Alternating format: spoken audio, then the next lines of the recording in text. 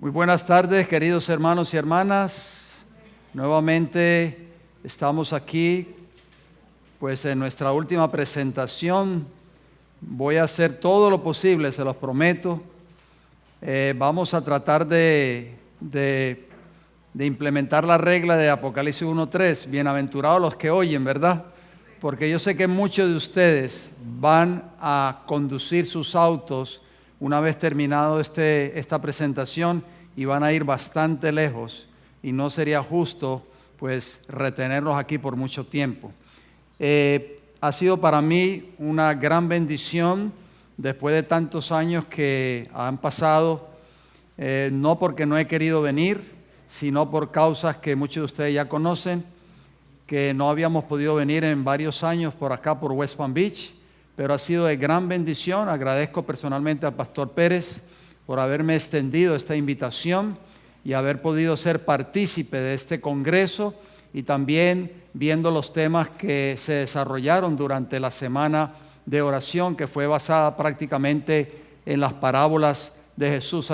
Jesús pronunció muchas otras parábolas más que obviamente tendríamos que cogernos varias semanas, vamos a decirlo así, para estudiar cada una de ellas. También quiero agradecer al Señor porque me ha dado la oportunidad de ver algunos hermanos que hacía mucho tiempo que no veía, otros que estoy conociendo hoy por primera vez.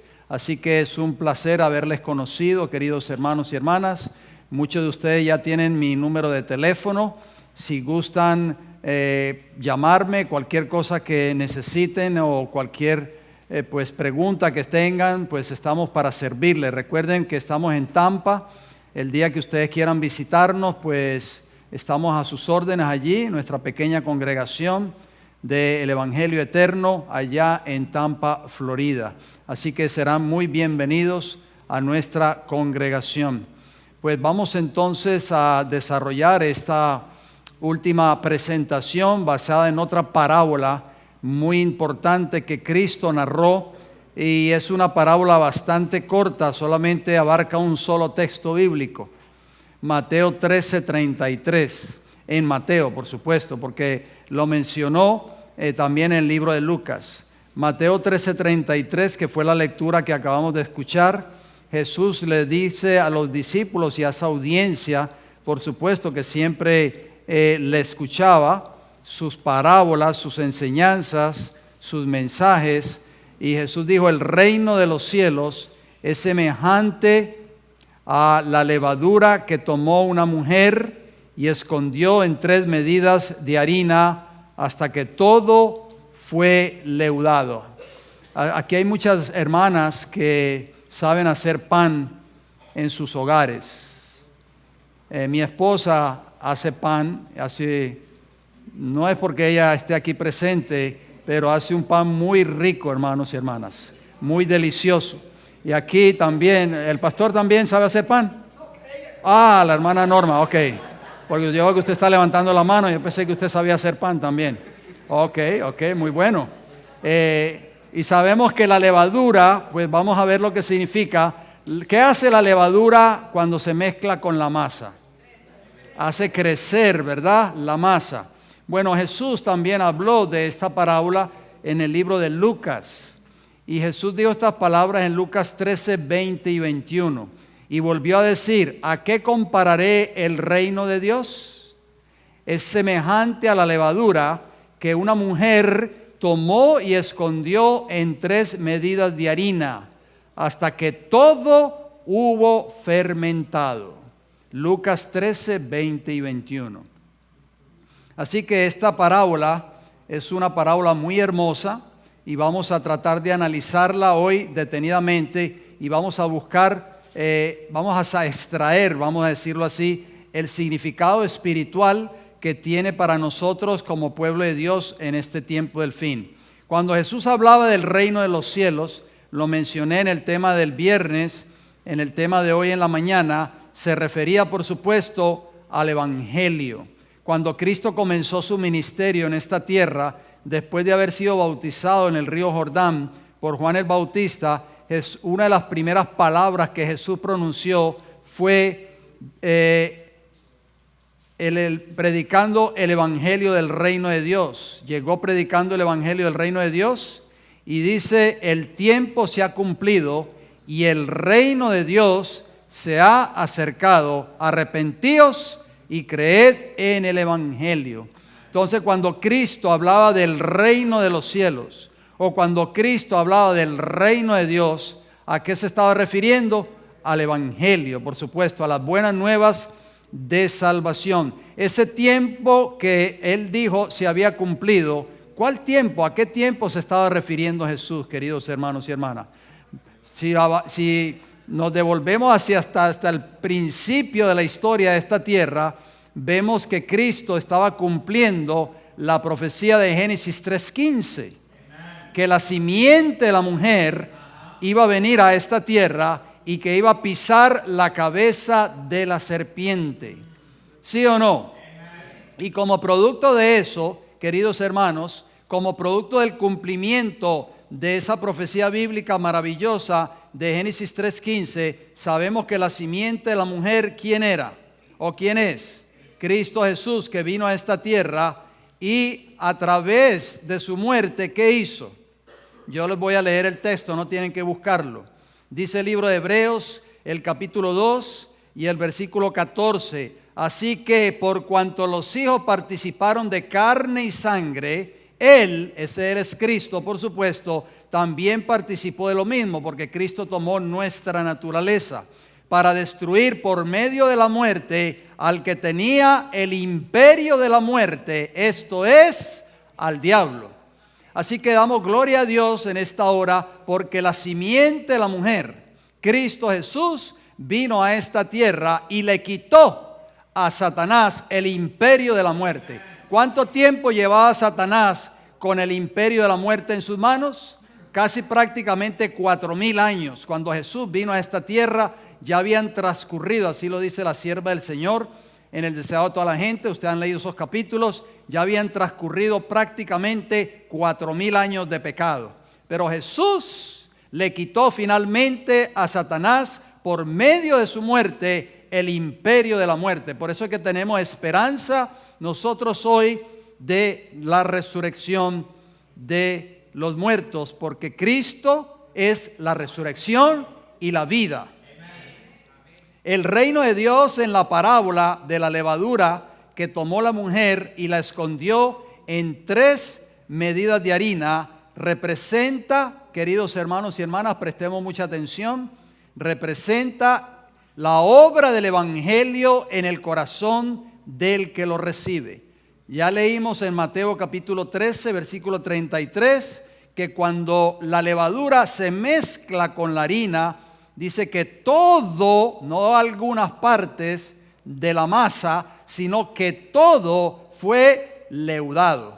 Así que todo fue prácticamente fermentado.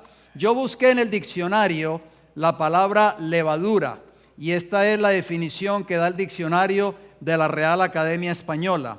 Dice: en la fabricación del pan, la función de la levadura es provocar que la masa aumente de tamaño. La levadura tiene un nivel nutricional contenido en micronutrientes como las vitaminas B1, B2, B6, ácido fólico y vitamina B12. Interesante, hermano. ¿Qué mejor nutriente que la palabra de Dios, verdad? Para que nosotros podamos crecer espiritualmente. ¿No les parece a ustedes? Bueno, aquí están todas las vitaminas contenidas. Aquí está el complejo B y muchas otras vitaminas más que nos van a ayudar a nosotros a crecer espiritualmente. Pero fíjense bien, una nota que quiero mencionarles. El pan con levadura estaba prohibido durante la fiesta de la Pascua, cuando se debía comer el cordero pascual. ¿Sabían ustedes eso? De acuerdo a Éxodo capítulo 12 y el versículo 8. También no era usada la levadura durante la fiesta de los panes sin levadura, que comenzaba el día 15 del primer mes de Abib, de acuerdo a Levítico 23:6. O sea, un día después de la fiesta de la Pascua, porque la fiesta de la Pascua se celebraba el día 14 del mes de Abib, o sea, de cada año del calendario hebreo. Pero la levadura sí era permitida en el sacrificio por ofrenda de paz. Dice el libro de Levítico capítulo 7 y el versículo 13, con torta de pan leudo presentará su ofrenda en el sacrificio de acciones de gracias de paz.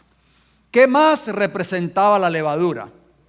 Bueno, la levadura representaba también, oigan bien este punto, las falsas doctrinas y la religión falsa de los líderes de la nación judía en los días de Cristo, que se mostraban justos por fuera, pero por dentro eran hombres perversos y maquinando constantemente deseos de quitarle la vida a Jesús.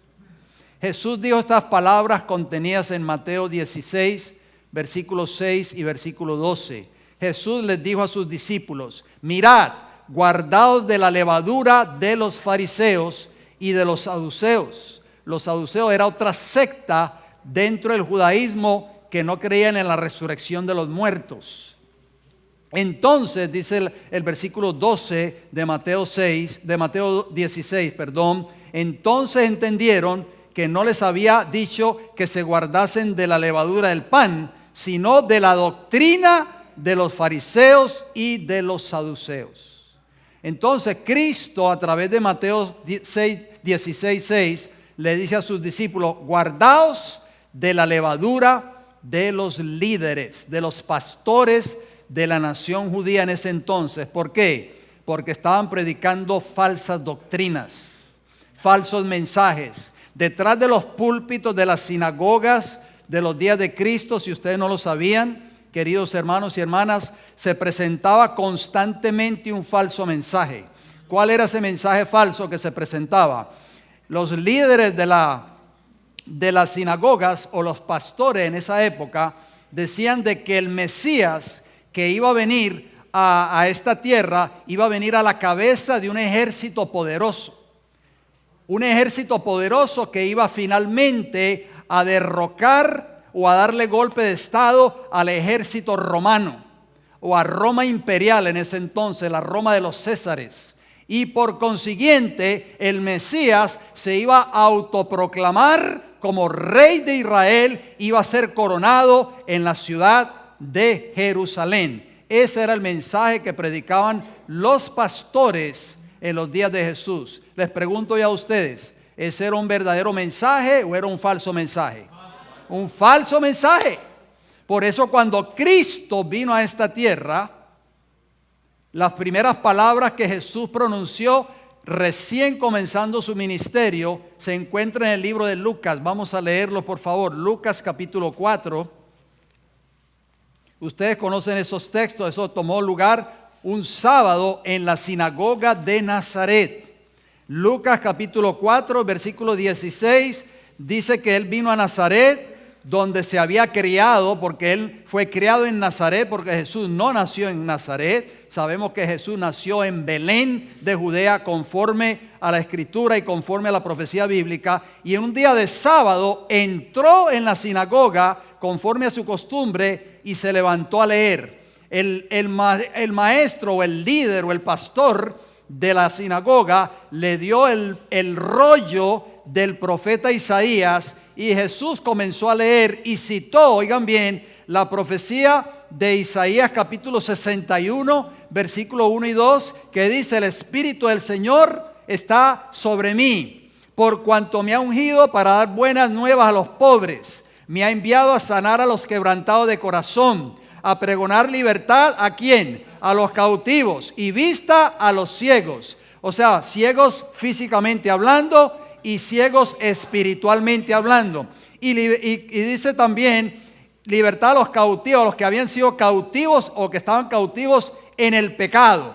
No de Roma, hermanos y hermanas, porque Cristo no vino a liberar al pueblo de Israel o a la nación judía del cautiverio romano. ¿Y qué más sigue diciendo? A poner en libertad a los oprimidos y a predicar el año agradable del Señor. O sea, esta fue la misión por la cual Cristo vino a esta tierra, les dijo prácticamente allí.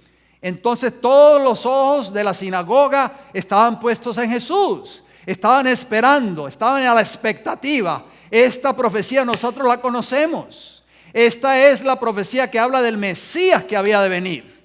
Y estaban esperando a ver qué Cristo iba a decir después. Cristo tomó asiento y dijo: hoy se ha cumplido esta escritura delante de vosotros. Todos se quedaron en shock, en otras palabras, fríos, porque ellos sabían que esa profecía era del Mesías que había de venir. Entonces ellos sabían quién era Jesús, conocían a sus padres terrenales y empezaban a mirarse unos a los otros. Y se preguntaban: pero ¿no es este el hijo de José?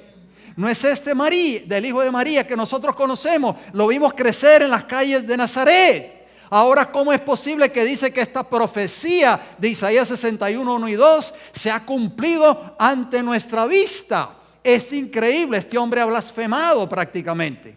Y si usted sigue leyendo la historia de Lucas capítulo 4, ¿qué trataron de hacer con Jesús, Pastor Pérez? Usted conoce la historia, ¿verdad? Lo sacaron prácticamente arrastrado de la sinagoga y lo quisieron tirar. ¿Por qué? Por un precipicio. Muy interesante, hermanos y hermanas. Vamos a ver qué sigue diciendo la Escritura. Jesús dijo en Lucas 12:1: en esto, juntándose por millares la multitud, tanto que unos a otros se atropellaban, comenzó a decir a sus discípulos primeramente: guardaos de la levadura de los fariseos, que es ¿qué? La hipocresía. Tengamos mucho cuidado con eso, hermano, porque esto es un pecado que está carcomiendo la iglesia hoy en este tiempo. La hipocresía. No solamente leímos en Mateo 16:6 la falsa doctrina de los fariseos y de los saduceos, sino que también parte de la levadura significa también la hipocresía. ¿Qué significa la palabra hipocresía? Yo también la busqué en el diccionario. Fingimiento de cualidades o sentimientos contrarios a los que verdaderamente se tienen o experimenta. O sea, fingir lo que verdaderamente somos. Eso es hipocresía. Falsedad, fingimiento, doblez. O sea, doblez significa: hoy aquí somos una cosa en la iglesia y en el hogar somos otra cosa. Cinismo, farisaísmo e insinceridad. ¿Qué entendemos por la palabra insinceridad? Lo contrario a ser sinceros. Cuando una persona es sincera, hermanos y hermanas, va a hablar en persona con usted y le va a decir: hermano, yo quiero hablar con usted. Y le va a decir lo que está pasando, lo que está sucediendo. Pero cuando no es sincero, cuando es insincero, esa persona va a tender siempre a estar hablando de los defectos o fallas de ese hermano o hermana en la iglesia, pero cuando ese hermano o hermana no están presentes para escuchar y tratar de defenderse si es posible, porque puede ser una calumnia que tal vez han levantado. Eso es hipocresía. La levadura también es símbolo de pecado, así lo dice el apóstol Pablo. Pablo dijo: no es buena vuestra jactancia, o sea, alabanza propia. ¿No sabéis que un poco de levadura leuda toda la masa? Limpiaos pues de la vieja levadura, dice Pablo, para que seáis nueva masa sin levadura como sois, porque nuestra Pascua, que es en Cristo, ya fue sacrificada por nosotros. 1 Corintios 5, 6 y 7. Entonces Pablo dice, compara la levadura ¿con qué? Con el pecado. Por eso dice: limpiaos pues de la vieja levadura. Y Isaías nos manda a nosotros a limpiarnos ¿de qué? Isaías dice: lavaos y limpiaos, quitad la iniquidad de vuestras obras delante de mis ojos, dice Jehová, dejad de hacer lo malo. Entonces Pablo en un lado nos dice: limpiaos pues de la vieja levadura. Y Isaías nos dice: limpiaos y lavaos de vuestras iniquidades. Así que podemos darnos cuenta que la levadura tiene muchos significados en la Biblia. Pero ese auditorio que estaba escuchando a Jesús hablando de esta parábola, había un auditorio bastante grande. Por eso Jesús pronunció esta palabra. Fíjense que Cristo no pronunció esta palabra solamente a sus discípulos o solamente a 2 o 3 personas. El auditorio que estaba allí escuchando esta parábola de la levadura era bastante grande. Yo les voy a leer una declaración aquí. Dice que se juntó allí mucha gente para escuchar a Jesús, de acuerdo a Mateo 13, 1 y 2. Una multitud, en otras palabras. Noten lo que dice la sierva del Señor en el libro Palabras de Vida del Gran Maestro, la página 68, hablando de esa multitud, de ese auditorio que Cristo tenía allí cuando Él pronunció esta parábola de la levadura. Escuchemos por favor. Muchos hombres educados y de influencia habían venido a oír al profeta de Galilea. Algunos de ellos miraban con curioso interés la multitud que se había congregado alrededor de Cristo mientras enseñaba a la orilla del mar. Las personas que eran cultas, eran educados y de influencia, estaban mirando el auditorio que estaba escuchando a Jesús. Se quedaron mirándolo desde la cabeza hasta los pies. ¿Y qué hace este aquí? ¿Qué más sigue diciendo? En esta gran multitud se hallaban representadas todas las clases de la sociedad. ¿Cuántos estaban allí representados? Todas las clases de la sociedad. Allí estaban el pobre, el analfabeto, el andrajoso pordiosero, el ladrón que llevaba impreso en su rostro el sello de la culpa, el lisiado, el disoluto. El disoluto quiere decir una persona depravada, el comerciante y el que no necesitaba trabajar, el encumbrado y el humilde, el rico y el pobre, estrechándose unos contra otros por encontrar un lugar donde estar y escuchar las palabras de Cristo. Miren, imagínense, hermanos, que el pastor Pérez tuviera una iglesia con este tipo de miembros. ¿Qué ustedes creen? ¿Los dejaríamos entrar por esa puerta? Si fuera un criminal, si fuera un ladrón, si fuera un pordiosero, un andrajoso, un analfabeto, un disoluto, un depravado, ¿lo dejaríamos entrar por las puertas de este recinto? Deseaban escuchar palabras de Jesús. Y entonces noten cómo dice, cómo termina la declaración. Al echar un vistazo, estos hombres cultos, los que se creían muy cultos en la nación judía, al echar un vistazo sobre la extraña asamblea, se preguntaron, mire la pregunta que se hacían: ¿se compone el reino de Dios de semejante elemento? O sea, ¿cómo es posible que la iglesia va a ser conformada con semejante elemento? ¿Qué pensaríamos hoy como pastores, como líderes, si tuviéramos una congregación como la que tenía Jesús cuando narró la parábola de lo que estamos hablando, de la levadura? Bueno, hermanos y hermanas, esto es para que nosotros pensemos. Entonces ahora vamos a tocar un punto muy importante: la levadura del evangelio en nuestros corazones. ¿Por qué Cristo narró esta parábola? Volvemos y repasamos Mateo 13:33. El reino de los cielos, recuerden, el evangelio es semejante a la levadura que tomó una mujer y escondió en 3 medidas de harina hasta que todo fue leudado. ¿Cuánto fue leudado? Todo. Pregunto, querido hermano y hermana, ¿cuál es la condición de un corazón no convertido? ¿Cuál es la condición de un corazón no convertido? ¿Quieren saberlo? Vamos a abrir nuestras Biblias en Marcos capítulo 7. Allí hay una lista, yo le digo la lista negra.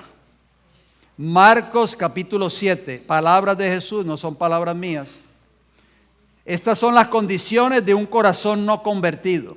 Marcos 7, leemos los versículos del 20 al 23.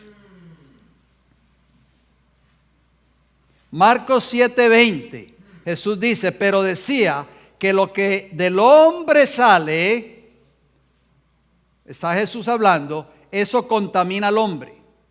Porque de dentro del corazón, ¿de dónde, hermanos y hermanas? Del corazón de los hombres, número 1, salen los malos pensamientos. Número 2, los adulterios. Número 3, las fornicaciones. Número 4, los homicidios. Oigan bien, subrayen esa palabra, homicidios. Número 5, los hurtos. Número 6, las avaricias. Número 7, las maldades. Número 8, el engaño. Número 9, la lascivia. Número 10, la envidia. ¿Hay envidia en nuestros corazones? Es una pregunta. Número 11, la maledicencia. Número 12, la soberbia. Y número 13, la insensatez. 13, hermanos, 13 rasgos característicos de un corazón no convertido.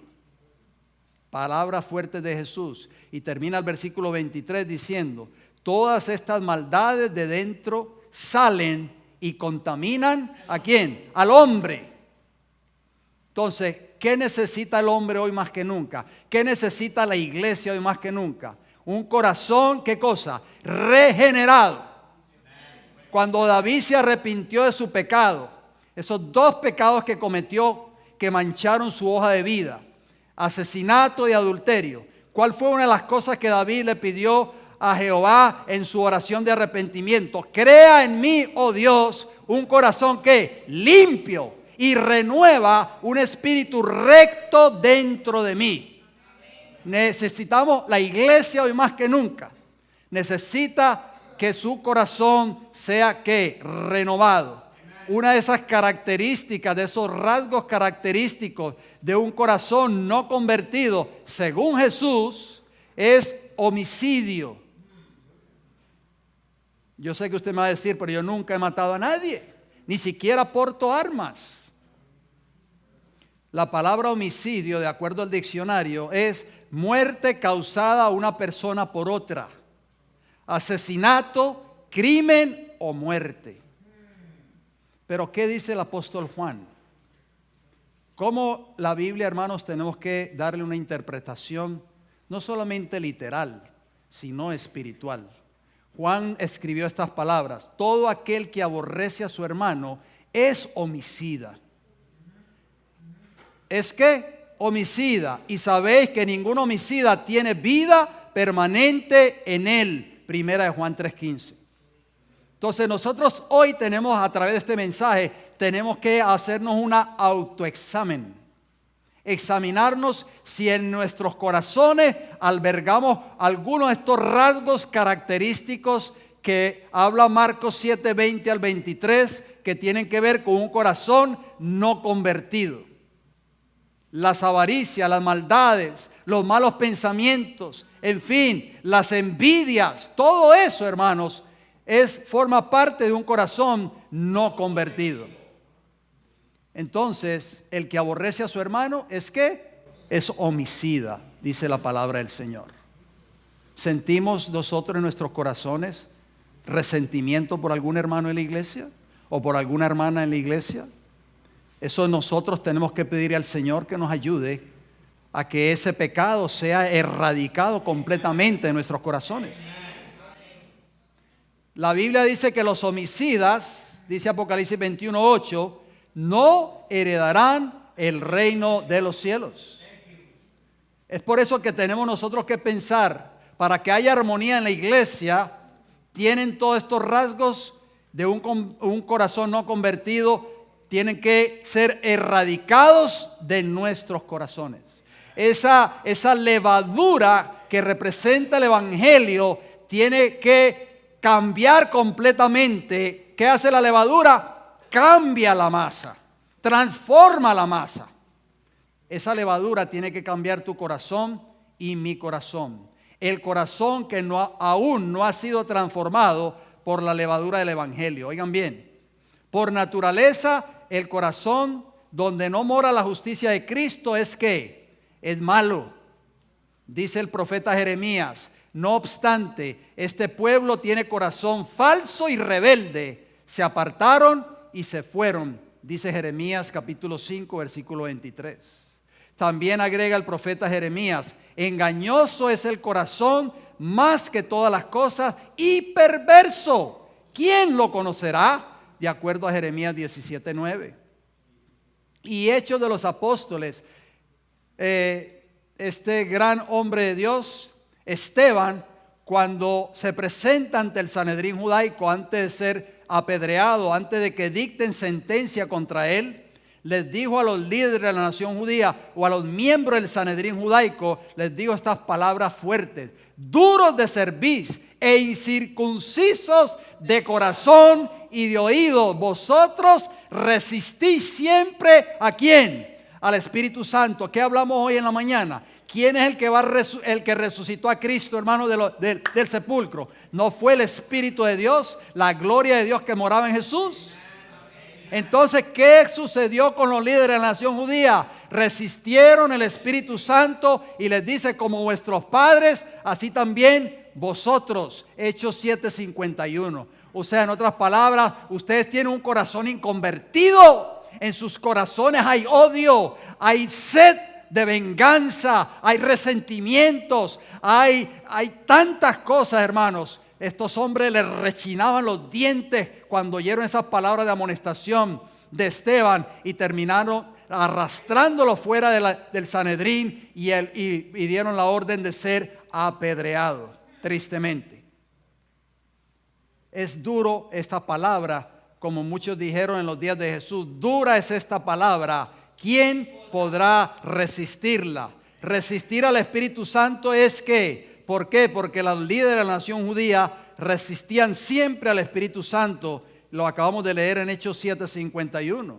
Entonces, resistir al Espíritu Santo es que es albergar en nuestros corazones las obras de la carne. Esto es muy importante. Nosotros como iglesia tenemos que pensar en lo que estamos escuchando en esta hora. Vayamos a Gálatas capítulo 5, por favor.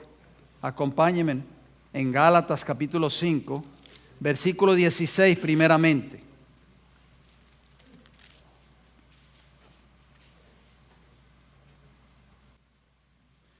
Gálatas 5:16 nos dice: andad ¿en qué? En el Espíritu. ¿En qué debemos caminar? El Espíritu debe morar en nosotros constantemente, o solo los sábados. Hermanos, dígame por favor, todos los días. En nuestros hogares hay discordias, hay peleas entre el esposo y la esposa. Amén, por eso, amén. El Espíritu tiene que morar en el hogar, hermanos y hermanos. No solo aquí cuando venimos a la iglesia. Debe haber, el Espíritu de Dios debe controlar tu vida. ¿Quién moraba en la vida de Jesús todos los días? ¿Quién moró en el corazón de Jesús por 33 años de vida que Él estuvo en esta tierra? El Espíritu Santo, el Espíritu de su Padre. Por eso el apóstol Pablo nos dice: andad. Andad quiere decir caminar. Andad en el Espíritu. ¿Qué le dijo Jesús a Nicodemo en Juan 3:3 y 5? El que no naciere de agua y del Espíritu no puede entrar al reino de los cielos. Y dice: y no satisfagáis, ¿qué cosa? Los deseos de la carne. Vamos a ver cuáles son esos deseos de la carne. Versículo 19 de Gálatas 5. Síganme por favor en sus Biblias, si son tan amables. Y manifiestas son las obras de la carne, que son adulterio, fornicación, inmundicia, lascivia. Yo no hago eso, pastor. Ok, sigamos. Idolatría, menos que soy idólatra. Hechicería, tampoco. No practico la santería ni la hechicería. Ahora viene otra característica de los que andan en la carne y no en el Espíritu. Enemistades. ¿Estoy en enemistad con algún hermano en la iglesia? Pleitos, celos. ¿Por qué al hermano fulano de tal que lleva un año en la iglesia lo nombraron de anciano y yo que llevo 20 años aquí no me han dado ese cargo? Iras, hermanos, iras. Saulo de Tarso era un barril de pólvora. Era un hombre iracundo. Ya lo vamos a leer a continuación. ¿Qué más? Contiendas. ¿Hay contiendas en la iglesia? ¿Hay contiendas en nuestros hogares? ¿Hay contiendas en nuestros lugares de trabajo con nuestros compañeros que son personas que no conocen de Cristo? ¿Qué más? Disensiones. La palabra disensiones quiere decir oposición o desacuerdos. Herejías. Herejía quiere decir apostasía. Envidias. Homicidio. Ahí está nuevamente la palabra homicidio. Borracheras, orgías y cosas semejantes a estas. Dice Pablo, acerca de las cuales os amonesto, como ya os he dicho antes, que los que practican tales cosas no heredarán el reino de Dios. Palabras fuertes, queridos hermanos y hermanas. ¿Cómo era el carácter de Saulo de Tarso? Vamos al libro de Hechos de los Apóstoles, rapidito.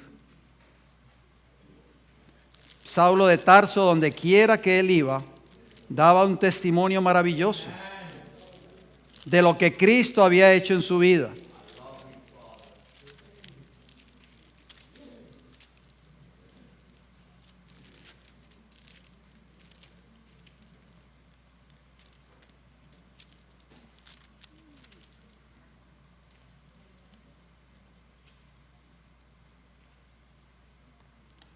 Ya vamos a encontrar los textos, hermanos.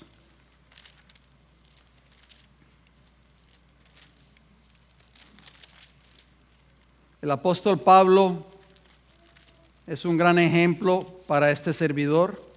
Yo me identifico mucho con el apóstol Pablo. Amén. Hechos de los Apóstoles, capítulo 26. Pablo se encontraba nada menos y nada más frente al rey Agripa. Y donde quiera que él iba, en cualquier lugar que él iba, daba testimonio de lo que el evangelio había hecho en su vida. Es el testimonio que tú y yo vamos a dar al mundo. Será predicado este evangelio del reino por testimonio, dijo Jesús. La sierva del Señor dice, no es lo que predica la iglesia, sino lo que vive la iglesia. Que eso es lo que le va a dar el poder al evangelio en el tiempo del fin. Dice el apóstol Pablo en Hechos 26, versículo 9. Escuchemos estas palabras, por favor. Yo ciertamente había creído mi deber hacer muchas cosas contra el nombre de Jesús de Nazaret. Yo odiaba a ese tal Jesús, decía Saulo de Tarso. Lo cual también hice, ¿dónde? En Jerusalén. Yo encerré en las cárceles a muchos de los santos, habiendo recibido poderes de los principales sacerdotes, y cuando los mataron, ¿qué dice Saulo? ¿Qué decía Saulo? Yo di mi voto, sí, mátenlos. Versículo 11, muchas veces castigándolos en todas las sinagogas, los forcé a blasfemar, y enfurecido sobremanera contra ellos, los perseguí hasta en las ciudades extranjeras. ¿Cómo era el carácter de Saulo de Tarso? Dígame, por favor. Era un hombre explosivo, era un hombre que era un barril de pólvora, hermanos y hermanas. Por cualquier cosa se enfurecía. Un hombre iracundo, pero fue transformado por el poder del evangelio. Noten las palabras que Pablo le escribe a su discípulo Timoteo. Vayamos a Timoteo, por favor. Rapidito. Maravillosas palabras del apóstol Pablo. Un testimonio. Primera de Timoteo capítulo 1. Primera de Timoteo capítulo 1. Versículo 12. Primera de Timoteo capítulo 1. Versículo 12. Pablo, escribiéndole a Timoteo y dando su testimonio, dice: doy gracias al que me fortaleció, a Cristo Jesús nuestro Señor, porque me tuvo por fiel poniéndome en el ministerio. Tenemos que darle en esta tarde gracias cada uno de nosotros a nuestro Señor y Salvador Cristo Jesús. ¿Dónde estuvieras tú, querido hermano y hermana que me escuchas, si no hubieses conocido a Jesús como tu Salvador en estos momentos? ¿Dónde estarías tú? ¿Qué dice el versículo 13? Habiendo yo sido antes, o sea, antes, en mi vieja vida de pecado, blasfemo, perseguidor e injuriador, mas fui recibido ¿a qué? A misericordia, porque lo hice por ignorancia en incredulidad. O sea, no conocía este precioso evangelio de salvación. Conocía toda la doctrina judaica. Conocía, guardaba las fiestas, guardaba el sábado, creía en la ley de Moisés, en la ley levítica, en los profetas del Antiguo Testamento, pero no conocía lo más importante en mi vida: Cristo Jesús, mi Salvador. ¿Y cómo termina el versículo 14 de 1 Timoteo 1? Pero la gracia de nuestro Señor fue más abundante con la fe y el amor que es en Cristo Jesús. Alabado sea el Señor. El corazón, queridos hermanos y hermanas de la iglesia, de cada uno de nosotros, necesita ser transformado por la levadura del Evangelio, por el poder de la palabra del Creador obrando en nuestra vida. ¿Sabías tú que esa misma palabra que creó los cielos y la tierra en 6 días es la misma palabra que tiene poder en el Evangelio? Porque es palabra de Dios. La palabra de Dios tiene poder. Ya lo dijimos, pero vuelvo y lo menciono. David le decía a Jehová: crea en mí, oh Dios, un corazón limpio y renueva un espíritu recto dentro de mí. Salmo 51:10. En el principio creó Dios, ¿qué cosa? Los cielos y la tierra, de acuerdo a Génesis 1:1. ¿Y qué más agrega el libro de los Salmos? Por la palabra de Jehová fueron hechos los cielos, queridos hermanos y hermanas, y todo el ejército de ellos por el aliento de su boca. Porque Él dijo y fue hecho. Él mandó y existió, de acuerdo a Salmo 33, versículos 6 y 9. Y Jesús dijo estas palabras: el que oye mi palabra y cree al que me envió, tiene vida eterna y no vendrá a condenación, mas ha pasado de muerte a vida. Juan 5:24. Y también Jesús agregó: si vosotros permanecéis en mi palabra, seréis verdaderamente mis discípulos, de acuerdo a Juan 8:31. ¿Y qué más agrega Jesús? Sé que soy descendiente de Abraham, se lo dijo Jesús a los judíos. En otras palabras, si lo ponemos ahora en términos modernos, Jesús nos diría: sé que ustedes son adventistas del séptimo día y de la verdad presente, pero procuráis que matarme, porque mi palabra no haya cabida en vosotros. ¿Qué estaba sucediendo allí en los días de Jesús? La palabra de Dios, la palabra de Jesús no había hecho un cambio en la vida de esos judíos, porque querían la muerte de Jesús. Hermanos, ¿ha hecho la palabra de Dios un cambio en tu vida? No es que para que me contestes, es para que tú mismo te contestes. ¿Cuántos años llevas tú en el mensaje?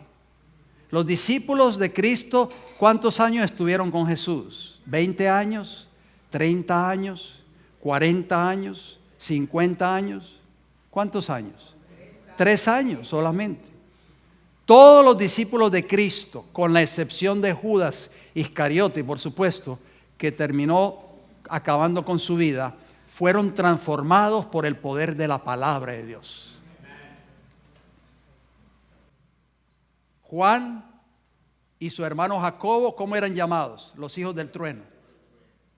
Le pidieron a Jesús en cierta ocasión que mandara que descendiera fuego del cielo como en los días de Elías y consumiera completamente a una ciudad de samaritanos.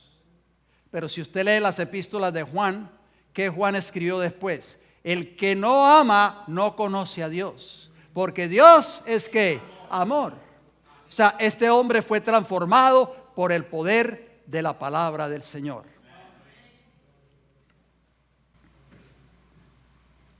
Vamos a terminar con 2 textos más, por supuesto, y una cita del Espíritu de Profecía.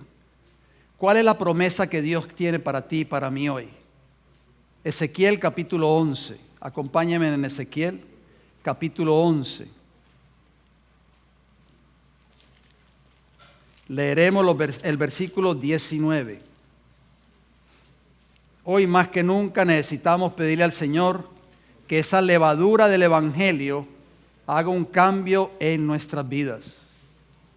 Si permitimos que esos rasgos de carácter que leímos en el libro de Gálatas y que leímos en el libro de Marcos todavía permanezcan en nuestros corazones, nunca va a haber armonía ni unión dentro del pueblo de Dios. Ezequiel 11:19, ¿qué nos dice? Y les daré un corazón y un espíritu nuevo pondré dentro de ellos, y quitaré el corazón de piedra de en medio de su carne, y les daré, ¿qué cosa?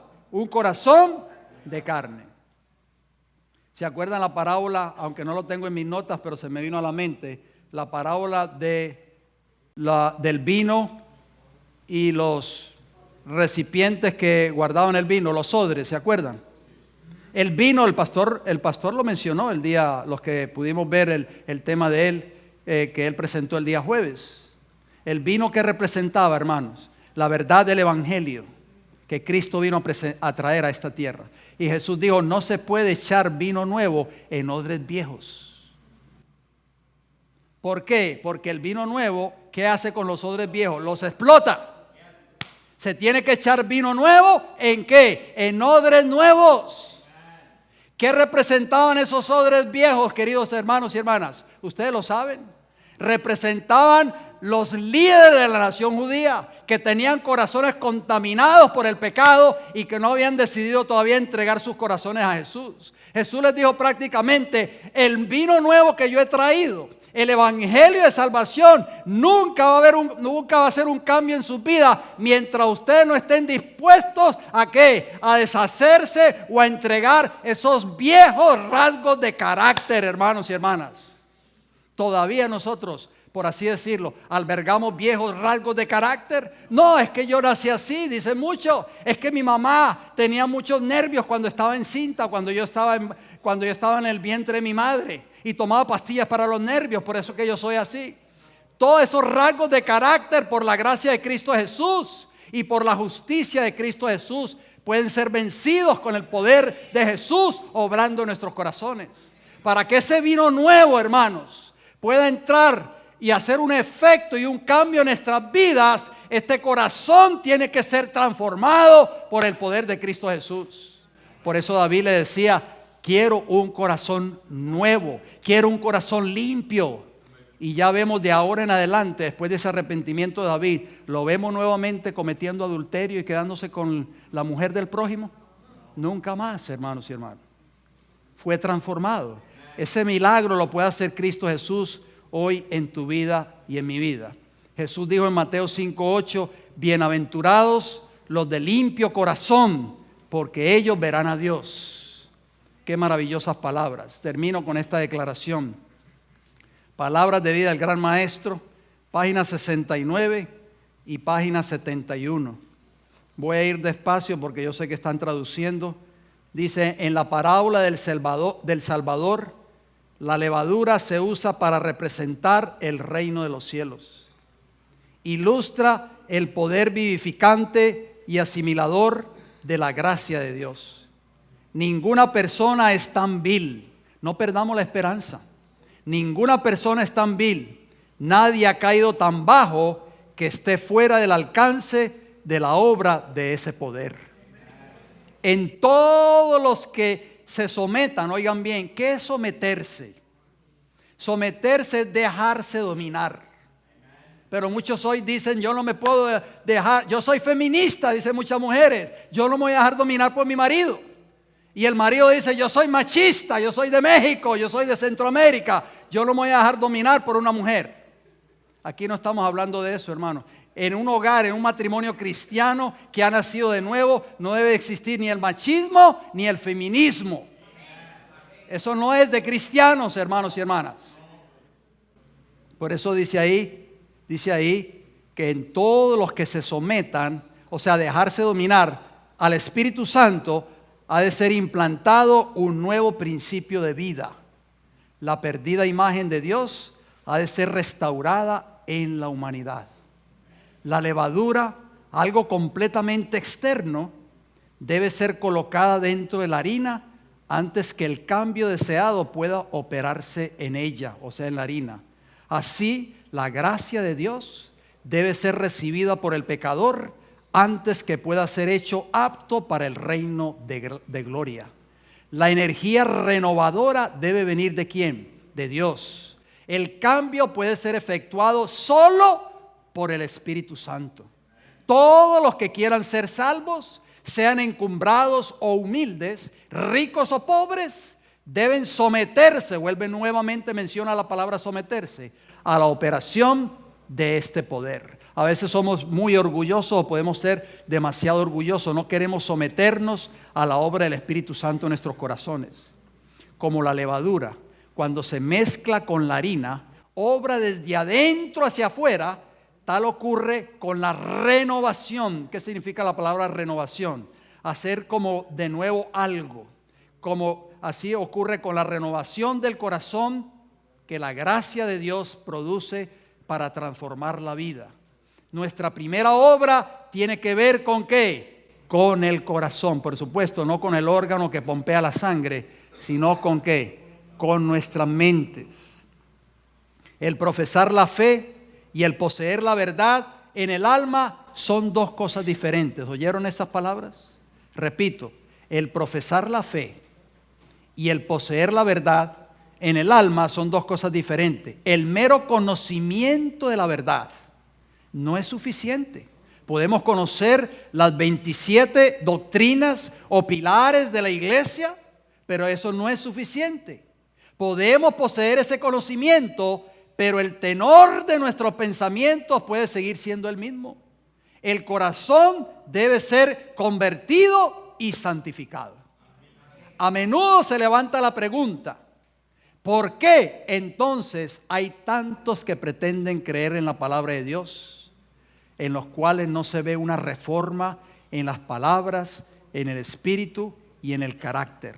Hay muchas personas allá afuera, tal vez compañeros de trabajo, que nos ven a nosotros que dicen que somos cristianos y ven que no hay una reforma en nuestras palabras, en nuestro espíritu y en nuestros caracteres, que manifiestan un temperamento no santificado y cuyas palabras son ásperas, despóticas y apasionadas. ¿Qué está pasando allí?, se pregunta aquí la sierva del Señor. Bueno, se ve en ellos el mismo amor al yo, la misma indulgencia egoísta, el mismo mal genio y lenguaje precipitado que se notan en la vida de los mundanos. Existe el mismo orgullo sensible, la misma concesión a la inclinación natural, la misma perversidad de carácter, como si la verdad fuera completamente desconocida para ellos. La razón es que no están convertidos. No han escondido la levadura de la verdad en sus corazones. No han tenido la oportunidad para que haga su obra. Sus tendencias naturales y cultivadas a hacer lo malo no han sido sometidas a su poder transformador. Hoy, mis hermanos, si tenemos un rasgo de carácter que no está aprobado por el cielo, sometámosle ese rasgo de carácter hoy mismo a nuestro Señor y Salvador Cristo Jesús. Entreguémosle ese defecto de carácter. Si mi defecto de carácter es estar hablando mal de los hermanos en la iglesia, digamos: Señor, yo no quiero seguir haciendo esto. Ya no quiero estar criticando a los hermanos cuando entran por la puerta de esta iglesia. ¿Cómo vino vestido? ¿Cómo no vino vestida la hermana fulana de tal o el hermano fulano de tal? A la hora que llegó, mira, llegó 10 minutos tarde y es líder de la iglesia. Sus vidas revelan la ausencia de la gracia de Cristo, una falta de fe en su poder para transformar el carácter. Repito, Palabras de Vida del Gran Maestro, página 69 y página 71. Hoy más que nunca, queridos hermanos y hermanas, para terminar, necesitamos la levadura de Cristo, el Evangelio, que es la vida de Cristo, morando en nuestros corazones. Cuando ese cambio se logre en cada uno de los miembros de la iglesia, el Espíritu Santo será derramado abundantemente sobre el pueblo de Dios. Mientras ese cambio no se logre, hermanos, podemos tener semanas de oración, podemos tener campamentos, campañas, en fin, pero la bendición será detenida hasta que la iglesia pueda ser limpiada completamente de todos esos malos rasgos de carácter que están allí en la palabra de Dios, y el corazón necesita ser purificado. Que Dios nos bendiga en esta hora, pastor. No sé si usted va a terminar con unas palabras. Aquellos que podamos, vamos a ir de rodillas, por favor. Padre Celestial, gracias por todas las bendiciones que usted ha derramado sobre su iglesia durante toda esta semana, desde el domingo pasado hasta hoy, Señor. Han sido mensajes inspiradores que todos los hermanos han traído durante toda la semana. Se han preparado espiritualmente para presentar su palabra. Confiamos, Señor, que esta semilla pueda caer en terreno fértil y pueda dar fruto para la gloria de su santo y bendito nombre. Hoy más que nunca, Señor, como decía esta declaración del Espíritu de Profecía, lo que la iglesia necesita es un cambio de corazón. Padre Celestial, por favor, si en nuestros corazones todavía hay defectos de carácter que usted no aprueba, le rogamos de todo corazón, Señor, que como David nosotros le podamos pedir, crea usted, Señor, en nosotros un corazón limpio, un corazón puro, un corazón recto y un espíritu recto dentro de nosotros. Señor, pido una bendición por cada uno de mis hermanos y hermanas aquí presentes, especialmente por nuestros niños de la iglesia, por nuestros jóvenes que están creciendo y que les ha tocado vivir en la peor historia de este planeta Tierra, Señor. Un mundo lleno de iniquidad y de pecado. Oramos por nuestros jóvenes, Padre Celestial, para que usted los ayude a ellos a mantenerse firmes y fieles a los principios de su palabra. Como dijo el salmista David, ¿con qué limpiará el joven su camino? Con guardar tu palabra.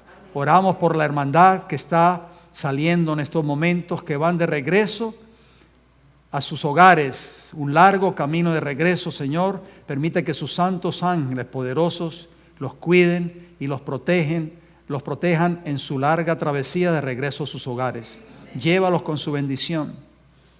Padre, qué glorioso será aquel día cuando estaremos todos juntos por toda la eternidad. Amén. Como lo vio Juan en Apocalipsis capítulo 7, esa gran multitud de todas las naciones, tribus, lenguas y pueblos que estaban vestidos con ropa blanca frente al trono de Dios y del Cordero. Amén. Le rogamos, Padre, por favor, de que usted nos ayude a perseverar.